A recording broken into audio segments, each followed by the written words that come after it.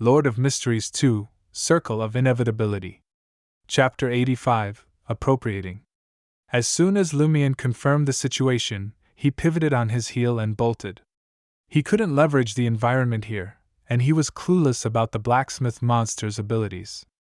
What choice did he have but to run? Once he escaped to the nearest natural trap and it was still in hot pursuit, he'd consider counterattacking. Thud, thud, thud.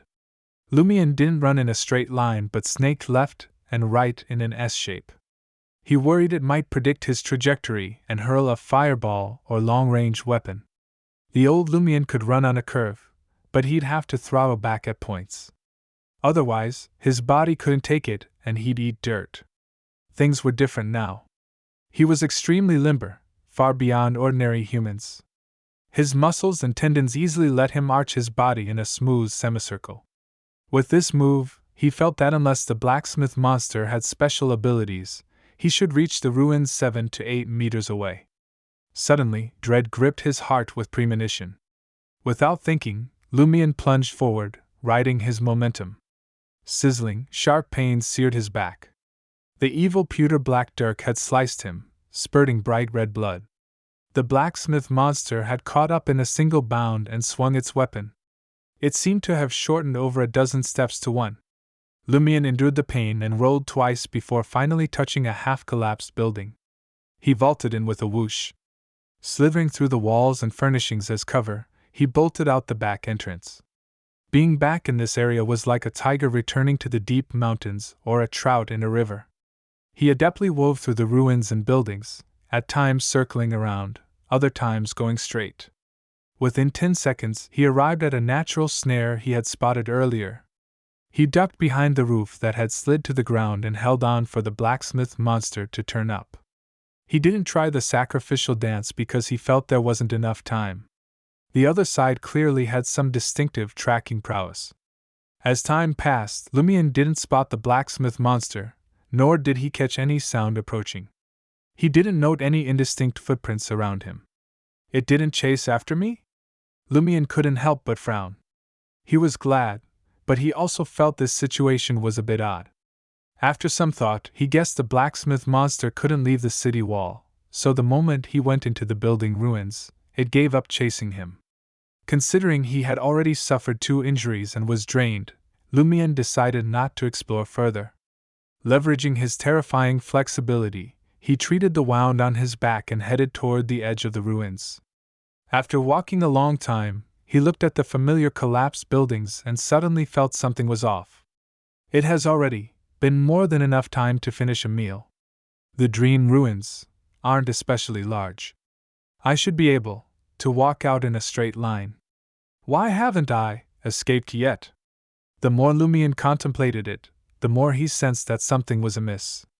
His thoughts were becoming foggy and disjointed, as if severe exhaustion was overtaking him, or he was about to drift off to sleep. He forced himself to focus, relying on his hunter abilities to locate the path, hoping to get out of these ruins immediately. However, as he walked, he couldn't help periodically slipping into a daze. Eventually, he didn't even know what he was doing. After an indeterminate amount of time, Lumion's eyes abruptly reflected the flickering orange glow of a fire. He found himself back by the city wall, and the chamber where the blacksmith monster was. Not good. I'm under its influence. No wonder it didn't chase me. It seems I can't force my way out. I can only think of a solution, starting with that monster. Lumion's thoughts slowed and fogged. As he approached the chamber involuntarily, he struggled to perform the mysterious sacrificial dance. Since he had to confront the blacksmith monster, his greatest reliance was the black thorn symbol on his chest. He had to activate it immediately. Amid the sonorous but intermittent noises from within, Lumion saw the door emitting orange flames open.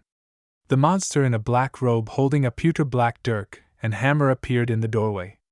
Unlike before, much of the rotting marks on its face had vanished, and fresh flesh had grown over the wounds that exposed its bones. Its eyes lit up as it gazed at Lumion with undisguised greed and amusement. This made it appear more human than zombie. At the same time, Lumion saw himself reflected in the glass window. His face was pale, and his eyes were dull. Some of his skin showed signs of decay. He looked more like a zombie than a human. Lumion instantly realized the truth. I will take its place. It will walk out as a human. Lumion, who didn't know what ability had affected him or when he had encountered the anomaly, only had one thought: giving it his all by finishing the sacrificial dance and partially activating the black thorn symbol on his chest. He slowly but firmly began his dance, but the blacksmith monster didn't seize the opportunity to attack.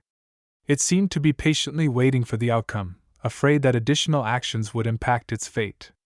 As he edged closer and danced each step, Lumion's vision grew increasingly blurry. He only knew that the blacksmith monster's smile was becoming more and more human. After advancing some distance, Lumion's mind buzzed. He heard a terrifying sound that seemed to come from an infinite distance yet also seemed close at hand. This wasn't clear enough and was very illusory. It only caused some disorder in his mind, preventing him from experiencing a near-death experience.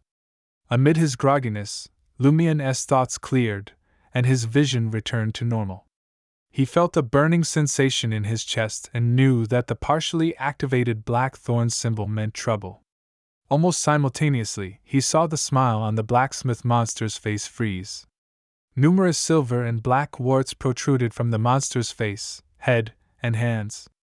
The wicked dirk in its hand buzzed and vibrated violently, as if trembling in fear. Pa! Amidst a crisp metallic snap, a jagged fracture shot across the pewter black dirk's demon-etched blade. The blacksmith monster crumbled into silver-black warts, and warped maggots crawling across its black robe. The maggots and warts stopped moving, turning into lifeless gray flesh. Lumion gawked at the scene, dumbstruck. It was as if the enemy had suddenly committed suicide mid-battle, while he stood by helpless. After over 10 seconds, he snorted at the fleshy lumps in bemused disbelief. So you dragged me here to attend your own funeral? You should have said so earlier. No need for all this pomp and show. I'd have gladly shown up and applauded your swan song. He strode over to the chunks of flesh the blacksmith monster had crumbled into and scrutinized them intently. Nothing else seemed amiss, save that the slightly cracked pewter black dirk still quivered minutely, like a wounded animal encountering its mortal foe. Lumion's heart raced as he looked down at his chest, sensing the black thorn symbol beneath his clothes. He realized the truth and grabbed the pewter black dirk with his right hand.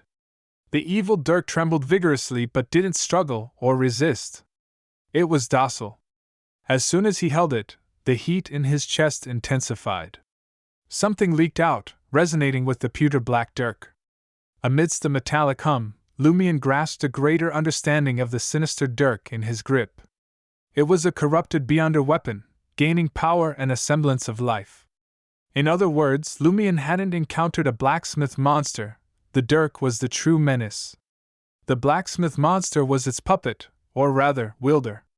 It could gradually transform any living being who touched its cold steel and drew blood into a zombie, robbing them of will and reason.